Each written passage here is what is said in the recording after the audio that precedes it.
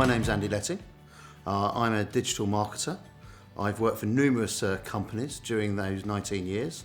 EMAP in publishing, B-Sky-B in entertainment, Ladbrokes in gaming, Avis in terms of travel, World Duty Free regarding travel retail, Jack Wills most recently in retail. In most of my roles that I've done to date, it has been focused on revenue generation. Revenue is a key channel where customers are interacting using digital proposition. I always refer back to my time at B-Sky-B, where I was leading the mobile TV proposition, which enables customers to watch Sky Sports on their iPhone device.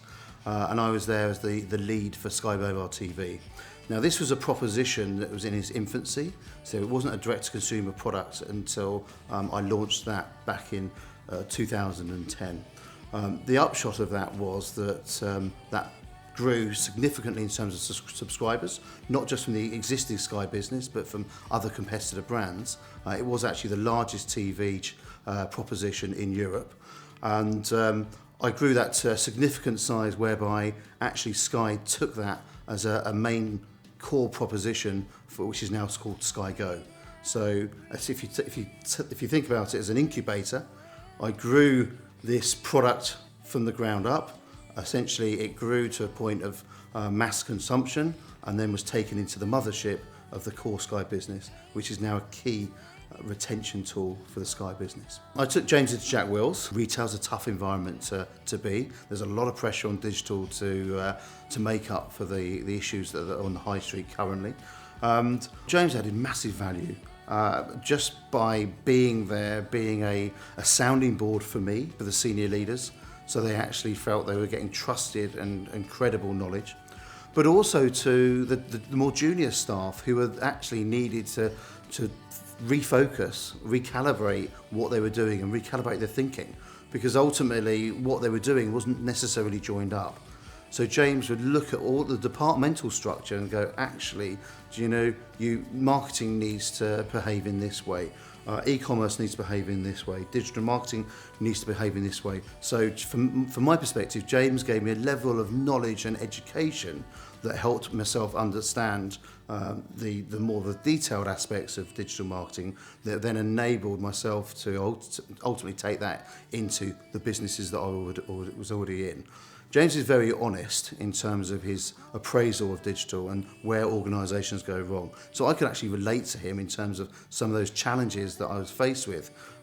James had done it, I suppose, on a maybe smaller scale to what I'm used to, but I understood the language he was talking, and then I could translate that back into my world.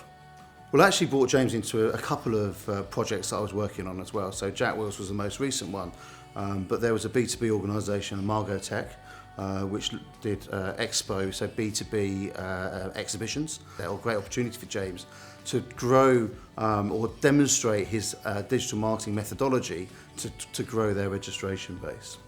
We were very fortunate to get access to his keyword tool, which saved us hours and hours of time to understand what keywords that had demand that we should be focusing our energies on. So we'd never worked like that before. James went in, he worked with the senior leadership team to give them an education as to what he was doing, what his role is, his interpretation of digital, and how that's going to benefit their business. So what James did was he got buy-in from the top and was very clear in terms of what his plan was to help grow the organisation. James also pinpointed which areas of the business needed to be educated to do the doing, if you like. So James was actually there as a trainer, but also in terms of as an advisor, in terms of helping them to structure content, structure their websites, to enable them to get greater reach and ultimately greater registrations to meet their quite aggressive targets. I think if I was to think back, James was very credible. He was very patient. A lot of people had lots of questions. I suppose they were quite dubious to start with. Who is this person? Never heard of him. I mean, it was all based on my trust. And I think he won them over, purely again, being very logical, being very clear, being very patient, but also very hardworking. James will put everything into a project to make sure it doesn't fail. He very much believes in his methodology and believes that and has got proven evidence that it works. And it doesn't matter what organisation or what industry, it can be applied. So the sheer fact that their targets were achieved their monthly targets were achieved within 2 weeks of a month, I think demonstrated that James had put a huge amount of knowledge, but also expertise into that team that could then take the next challenge forward. Obviously, I'd highly recommend James. I've worked with him now for a number of years. I would say, again, he is approachable, he's very knowledgeable, and he goes the extra mile. You know, he's not necessarily someone he's not a 9-to-5 person. He's very determined. He wants to ensure that whatever he does, it's successful, or he's certainly giving it his best shot. So you've got someone you can trust, you've got someone you can lean on, and you've got someone ultimately that will deliver. And ultimately, he will also bring an organisation on side in terms of his methodology and his ways of working.